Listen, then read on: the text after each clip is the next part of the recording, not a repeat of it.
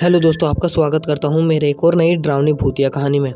आज की कहानी एक ऐसी डरावनी चुड़ैल पे है जो अपनी डायन प्रथा को चलाते हुए उसको करोड़ों साल बीत चुके थे और वो फिर अपना शिकार 5 साल में एक बार अब बनाती है सीआईडी को।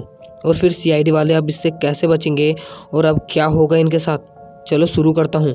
तब तक आपने हमारे यूट्यूब चैनल को सब्सक्राइब नहीं किया तो चैनल को सब्सक्राइब कर लो, वीडियो को अपने दोस्तों के पास शेयर करो, क्योंकि हम हर रात 8 बजे आपके लिए डरावनी दिल दहला देने वाली भूतिया कहानी लाते रहते हैं। शुरू करता हूँ आज की नई डरावनी कहानी सीआईडी। ये कहानी शुरू होती है दया, अभिजीत और तारिका के साथ। तीनों उसी कार में बैठे हुए थे और वो एक पार्टी से अपने घर की ओर वापस आ रहे थे। वो एक ऐसी जगह गए थे जहाँ पे उनके दोस्त की हवेली बहुत दूर थी। वो लगभग एक गांव के साइड थी। वो सब उस पार्टी से वापस अपने घर को लौट रहे थे और तभी आधे जंगल में आते हुए उन्हें बीच में एक स्त्री मिलती है। एक औरत बीच में खड़ी थी। दया गाड़ी को ज़ोरों से चला रहा था और तभी वो स्त्री को देखता है और गाड़ी को अपने उल्टा घुमाता है। गाड़ी आगे जाके रुकता है और दया, अभिजीत और तारिका पीछे मुड़ के देखते हैं तो वो औरत वहाँ पे थी ही नहीं। दया, अभिजीत नीचे उतरते हैं और सोचने लगते हैं, अभी तो ये औरत यहीं पे थी तो गई कहाँ। तारिका फिर वापस आती है और कहती है, चलो कोई होगी, पागल चली गई दौड़ते हुए, चलो हमें क्या। फिर तीनों गाड़ी पे बैठते हैं और जाने लगते हैं। जा ही रहे थे तभी दया देखता है तो उसके मिरर में वही औरत पीछे खड़ी थी। दया फिर गाड़ी को रोकता है और जब पीछे देखता है तो वो औरत थी ही नहीं और मिरर को फिर देखने पे वो औरत अब मिरर में भी नहीं थी। दया को कुछ समझ नहीं आ रहा था और दया फिर धीरे धीरे गाड़ी को चलाते ही जाता है। दया फिर अगले दिन अपने सीआईडी ऑफिस आ गया था। दया और सभी लोग वहाँ पे बैठे हुए थे। उन्हें कई केस मिले थे और वो अपने केस को सॉल्व करते जा रहे थे, पर उन्हें क्या पता था वो खुद एक ऐसे केस में फंस जाएंगे जहाँ से दलदल से ना निकलने का बराबर है। दया और अभिजीत उन्हें एक केस मिलता है जिस केस में एक लड़की की मौत एक जंगल के अंदर हुई थी। दोनों उस जंगल की ओर जाने लगते हैं। दया कहता है अभिजीत को, ये वही जंगल है ना जिस जंगल में कल हमने उस औरत को देखा। अभिजीत कहता है, ये तो वही जंगल है, पर चलो हमें तो क्या, अब हमें बस अपने केस को सॉल्व करना है।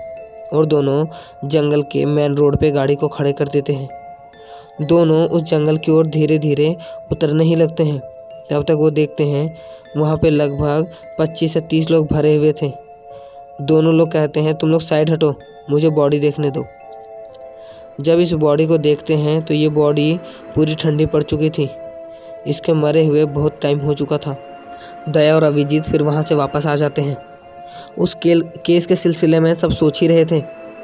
तभी दया को याद आता है जब वो उस सफ़ेद रंग की साड़ी वाली स्त्री को वहाँ पे देखा था तो उसके पीछे ये और लड़की भी खड़ी थी। दया को ये बात याद आने लगती है। दया अभिजीत को बताता है, अभिजीत कल हमने उस लड़की को देखा था और उसके बाद ये लड़की भी उसके ही पीछे खड़ी थी। अभिजीत कहता है, ये क्या फालतू बात कर रहे हो, ऐसा थोड़ा ना हो सकता है। ये लड़की को मरे हुए 2 दिन हो चुके हैं और तुम बोल रहे हो कल की बात।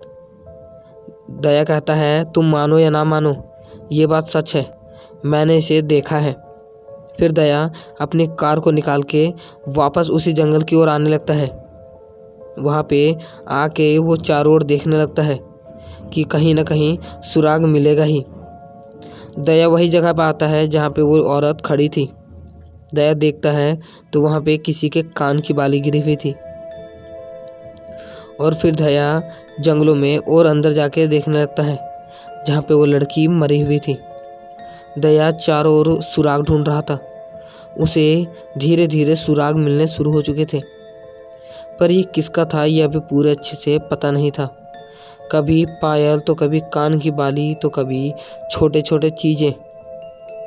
दया अभिजीत को कॉल लगाता है और कहता है, यहाँ पे इसको जिसने भी मारा है उसने कुछ न कुछ ज़रूर उल्टा किया है। अभिजीत कहता है, क्या कहना चाहते हो, साफ साफ बोलो। दया कहता है, तुम यहाँ आओ, मैं तुम्हें यहीं बताऊँगा। फिर अभिजीत अपने कार को लेके यहाँ पहुँच जाता है। दया कहता है मेरा कहने का मतलब ये है कि जब कल मैंने वो सफ़ेद वाली स्त्री को देखा, उसके पीछे ये खड़ी थी और इसके मरे 2 दिन हो चुका है, तो ये कल कैसे वहाँ पे खड़ी थी?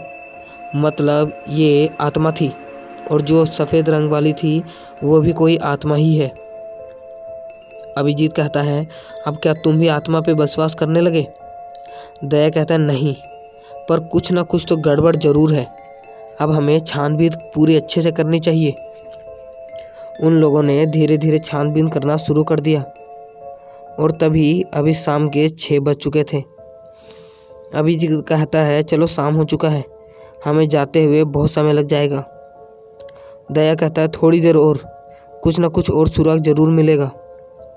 फिर करते करते 7 बज चुके थे। फिर वो दोनों कार पे बैठते हैं और वापस अपने घर की ओर आने लगते हैं। तभी देखते हैं कि सफ़ेद रंग की स्त्री फिर आगे खड़ी थी।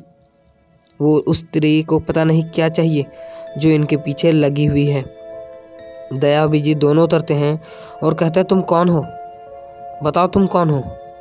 तभी उस स्त्री के पीछे से वही लड़की की आत्मा निकलती है जो मर चुकी थी। वो कहती है अब तुम लोग भी मरोगे।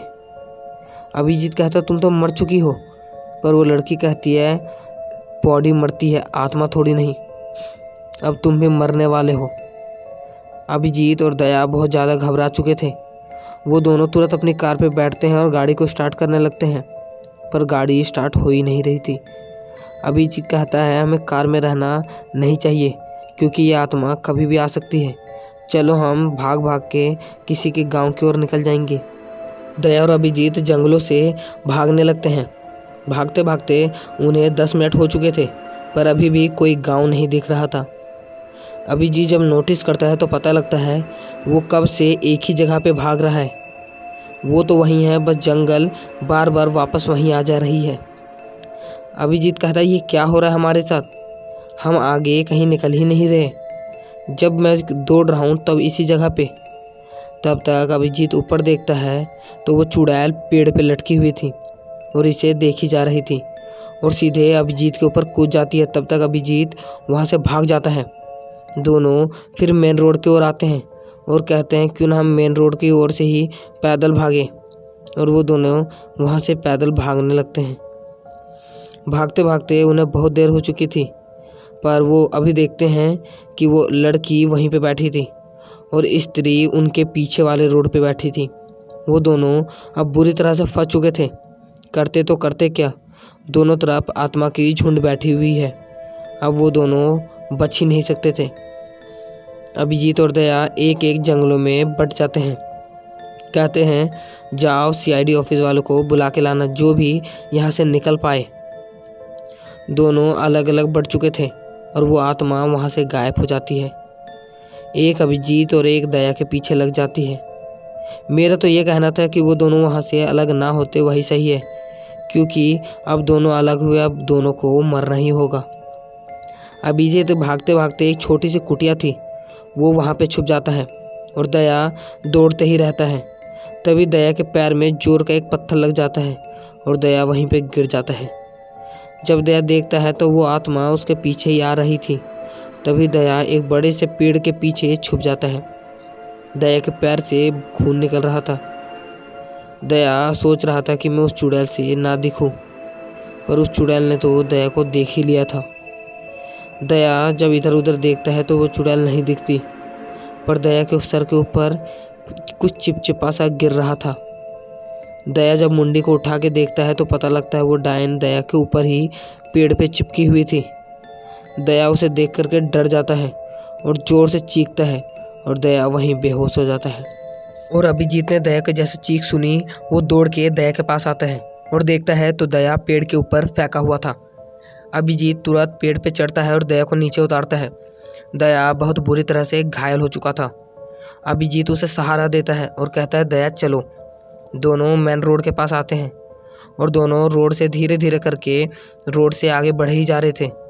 तभी वो डायन उन्हें पीछे दिखती है। वो आवाज़ लगाती है रुको तुम लोग, कहाँ जा रहे हो, तुम्हें भी मरना है। अभिजीत कहता है हम लोगों ने क्या बिगाड़ा है, हमें जाने दो।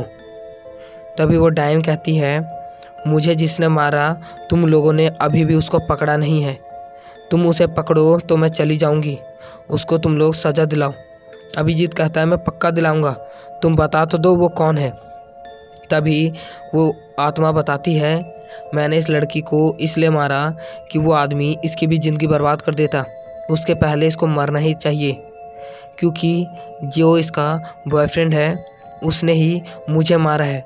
उसने ही पहले मुझे अपने प्यार के जाल में फंसाया और मुझे मार दिया, और फिर इसको भी फंसा रहा था, इसलिए मैंने ही इसे मार दिया। फिर अभिजीत कहता है तो मैं उसे पक्का सज़ा दिलाऊंगा, तुम बस मुझे जाने दो। फिर दया और अभिजीत वहाँ से वापस आ जाते हैं। उसके बॉयफ्रेंड को पकड़ के उसके बॉयफ्रेंड को 5 साल की जेल हो जाती है। फिर उस आत्मा को मुक्ति मिल जाती है।